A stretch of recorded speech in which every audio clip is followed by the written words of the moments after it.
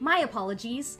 Mandates are about to be reinstated, so I was wearing my mask to get ahead of the curve. I love my mask, especially in an election year, because it's a simple yet effective way to display my allegiance to the regime. Am I concerned that an analysis of top scientific studies was conducted this year and concluded that mask mandates did nothing to stop the spread of COVID-19? Nope. Am I concerned that mandatory masks once led to mandatory vaccines, which led to an epidemic of heart conditions in the otherwise young and healthy? No. Am I concerned that COVID stimulus checks and manufactured supply shortages have created a steep loss in purchasing power, making it next to impossible to afford basic necessities? Not even a little bit. Am I concerned that this state of hyperinflation will eventually lead to the perceived need for a government-backed universal basic income that will enslave us to the state in inconceivable ways? Not until it affects me directly. And why am I not concerned, you ask? I'm not concerned because I decided a long time ago that sticking to a bad course of action is much easier than admitting I was wrong. Because in order to admit I was wrong, I have to admit the right was right. And I don't like losing face to or for anything. Unless it's my mask. I've decided it's much easier to pretend my mask protects me from a viral illness